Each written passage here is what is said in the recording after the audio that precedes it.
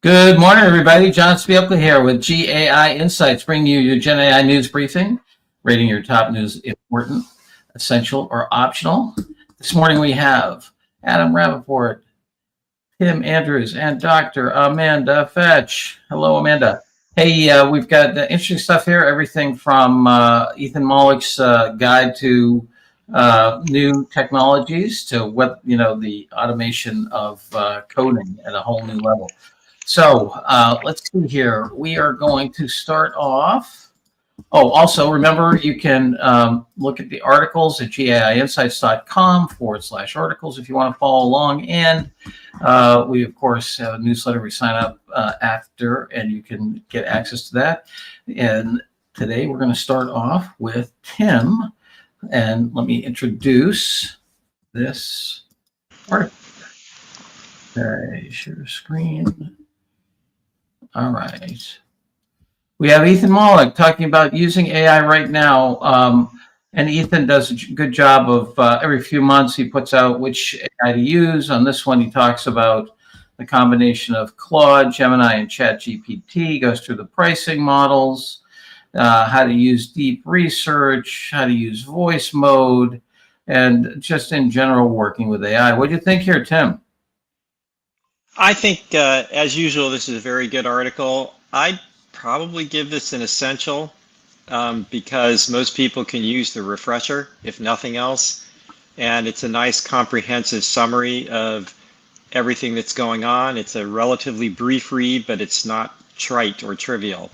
So it really gives you some nice, sorry about that, some nice frameworks for choosing which models to use. It's mostly about retail models, but again, the frameworks and ideas apply, I think, in general. And I think it's good for the AI leader to understand this is what your employees and everybody around you is learning and using on a day-to-day basis. So that's, to me, that's always a critical understanding. I know oftentimes when I would talk to CEOs about emerging technologies and CIOs and CTOs, they would be so proud of their latest version. You know, if I go all the way back to the mid 90s in an insurance company, of their latest version of their IBM mainframe interfaces. And I would say, great, it's a great improvement over what you did, but it doesn't matter because your customers are using Excel. That's what they're comparing you to, Excel on a PC. They're not comparing you to the last version of your software. And so it's really important for leaders to understand this is what you're being compared to. Absolutely. So I think it's both good and educational. All right, headed for essential in this one. What do you think here, Adam? I was in the important camp, but I think Tim makes some good points. I could support essential. I actually think he is overlooking Grok in this conversation, especially when he talks about ChatGPT really being the hands down leader with voice. I think he's overlooking it there. The Grok deep research is also excellent. I think he hasn't actually played enough with the tool he's like, well, if you use X, then it's probably helpful because it's integrated. But Grok is a very powerful standalone state-of-the-art model as well. And we're waiting imminent on the drop of the next one. But overall, it does paint a great landscape. I've actually already shared this across to someone I'm mentoring within my own organization, who I was encouraging over the next week here to just pick a model and get started. And he has really practical advice about what people should be doing to really develop the skills around using these things. All right, Amanda.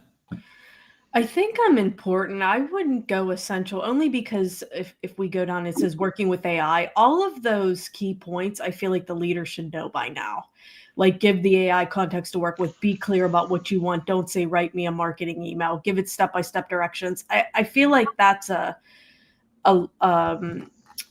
a point to basically go into on this that's a little large, that I feel like, and then it says like to troubleshoot, beware of hallucinations and things like this. I feel like a lot of this should be, I don't know if I want to necessarily say common sense at this point, but I don't think a lot of this is reinventing the wheel. I think like what Tim said, it's like a refresher, but I feel like if you're an AI leader at this point, you should have been well aware of a lot of this. So I feel like this could be redundant for many. So I wouldn't say I'd go beyond important on this.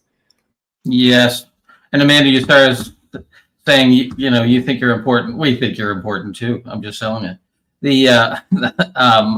Guys, what do you say, man? John, I would say essential based on some of our conversations with a variety of leaders, right? I would say majority of them still don't know the basics. So a ready reckoner for all of them. All right. So, yeah, I think I can give it an essential. I was in the important camp too, but I agree with you, Ankaj. I think the market still needs it. All right. Next, essential for our friend Ethan. Next up. Okay, the next one comes from the CIO magazine and talks about why CIOs must embrace persona-based AI. All right. What'd you think here, Adam? Yeah, I was thinking of actually taking a pass and giving this an optional. It has a lot of really high level considerations which are fairly obvious, and it summarizes at the end. It says by tailoring AI to how different personas work, CIOs can drive adoption, accelerate productivity, and unlock real business value. I mean, that's basically saying, look, use agents for specific purposes, which is not much of an insight, frankly. It does a really good job of putting lipstick on the pig, but at the end of the day, it's just saying, look, you can tailor AI to purposes, and that's a pretty transparent point in my book. Yep. All right. So obvious things here. What do you think, Tim? Good for optional on this one? Yeah, content free, 100% buzzword compliant. All righty. So we get the buzzword generator going here. Dr. A, what do you think? Yeah, I agree. And this was kind of the point I was driving home in the last one too. I feel like a lot of it is not new. So I'm optional. All right, optional. Ankaj, any problem with optional on this bad boy? No, John. All right, optional it is. On to Harvey. Yep. So, John, I'm having some problem with my browser. Can you please take the next one up? Will do. Coming up. All right, so let me go ahead and present this wonderful window of Harvey.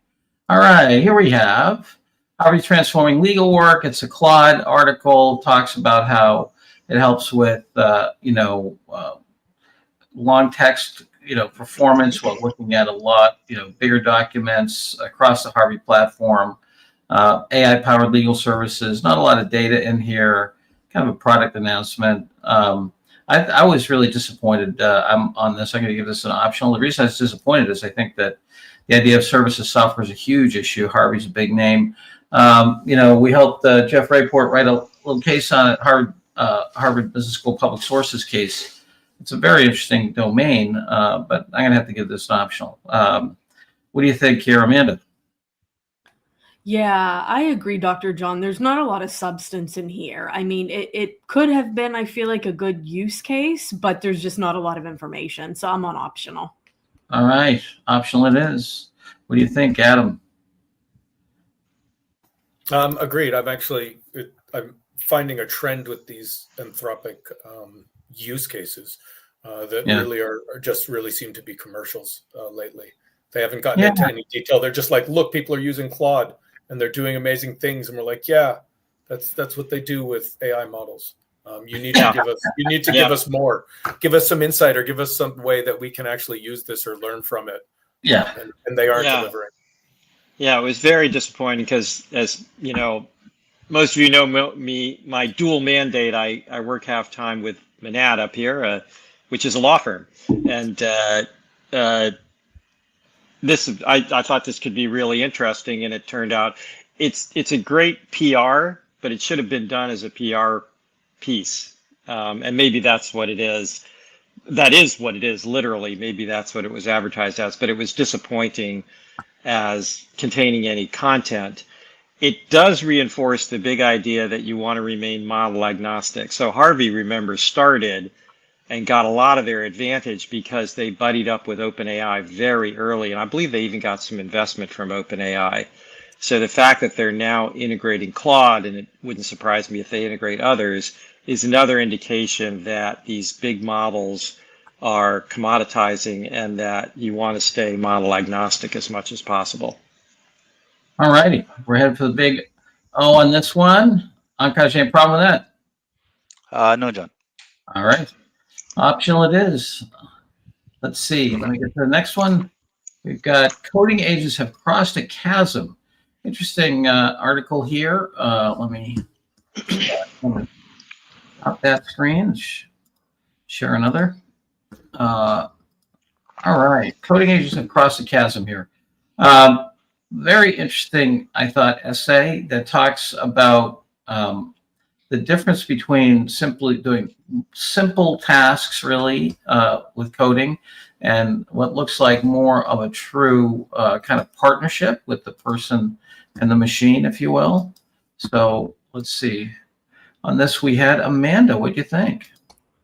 Yeah, Dr. John, I like this article. I rated this as important. The facts are that these coding agents, whatever we want to call these things, these tools are getting better and better at this point. And I've mentioned other tools that aren't mentioned here, but they're able to debug in front of us. So they're almost like going through whatever task we ask them. So, the ones I work with, I'll say, I feed it a CSV file and I say, hey, I need to pull a logistic regression on this. I want to minimize my log loss. I want to do X, Y, Z. I tell it everything.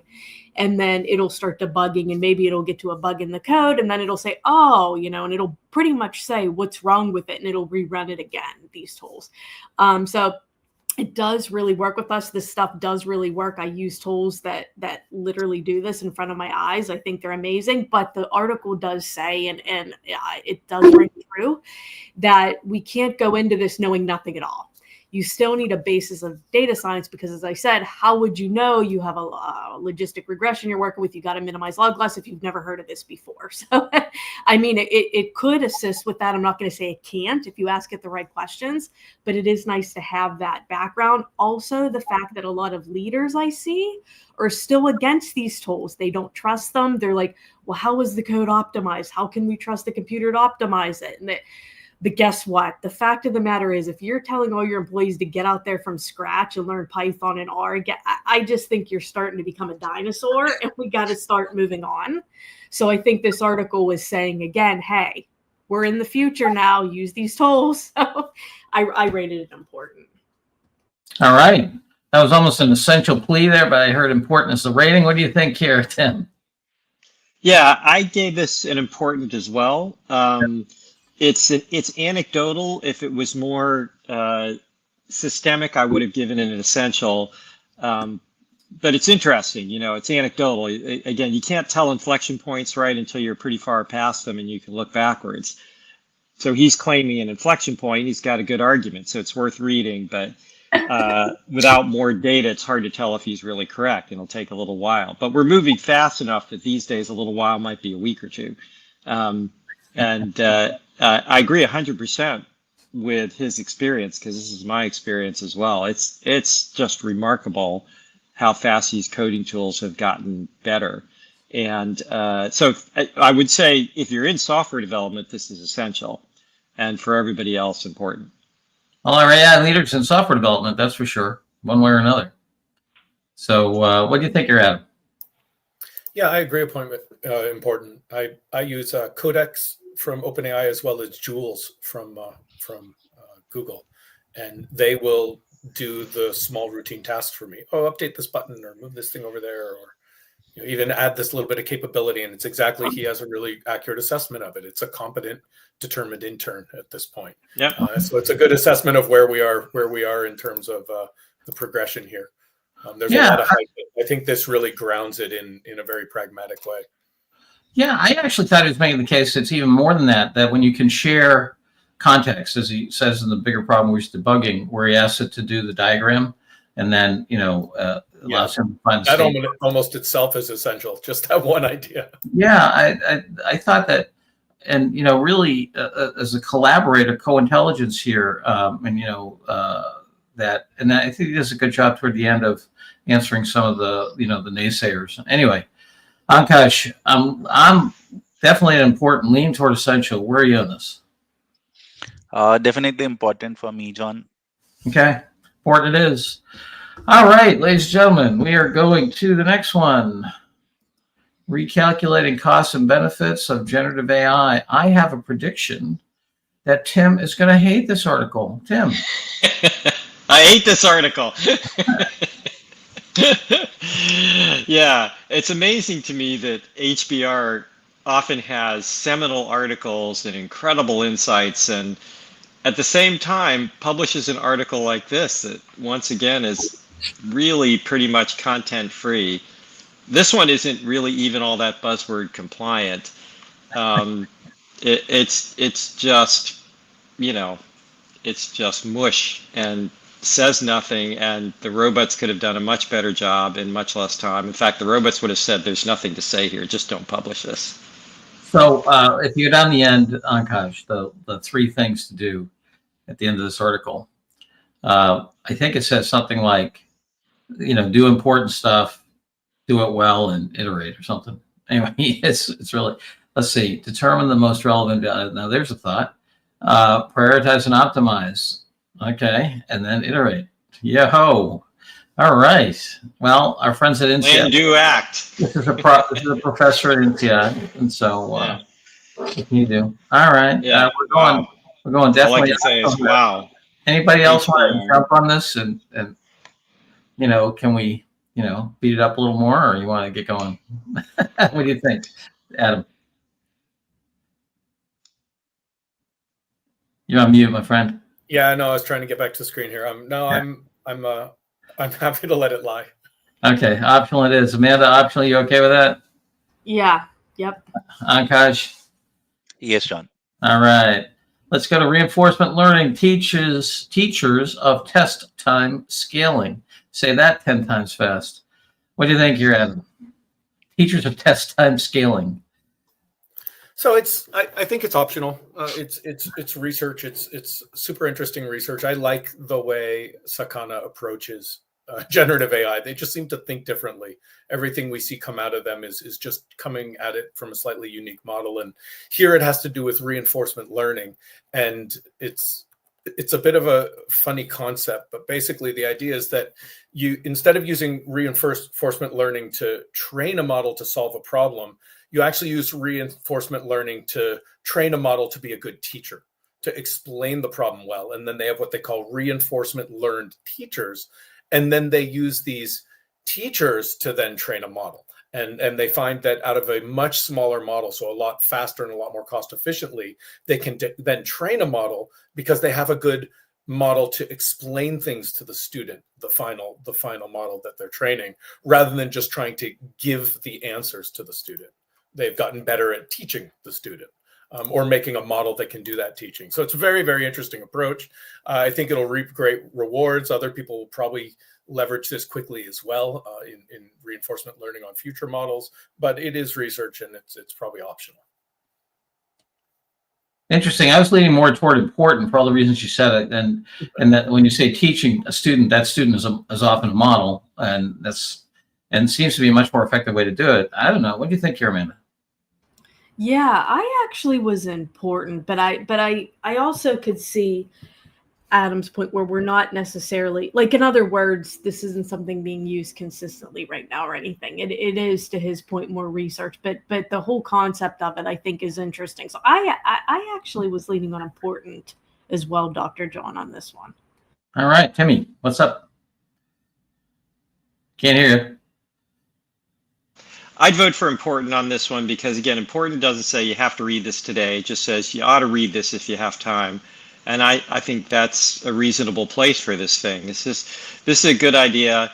It's amazing it hasn't happened before. Anybody who's familiar with Richard Feynman, this was his favorite mechanism. He said, if you really want to make sure you understand something, teach it to a 12-year-old.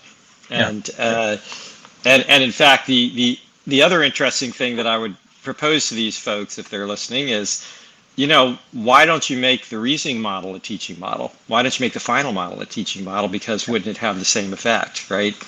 And maybe be a better reasoner if it could explain it to a 12-year-old. So it's interesting, and it's worth reading if you have time. Absolutely.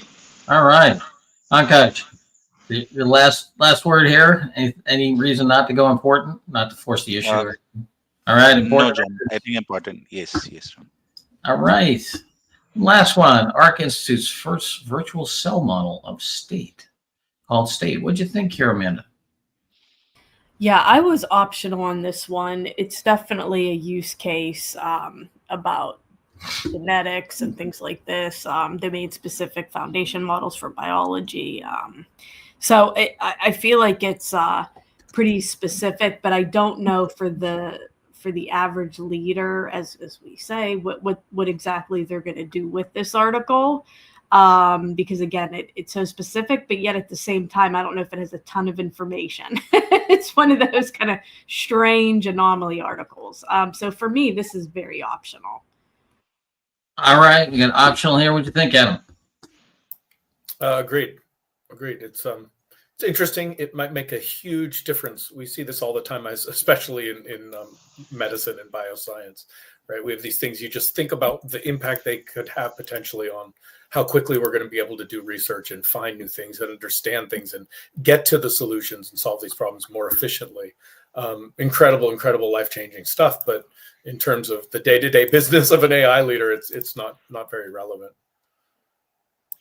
All right. This is one of those bifurcated ones where, like for Vivek who's listening here, and for people in life sciences, this is super essential. Like, get this to all your people today because this is revolutionary.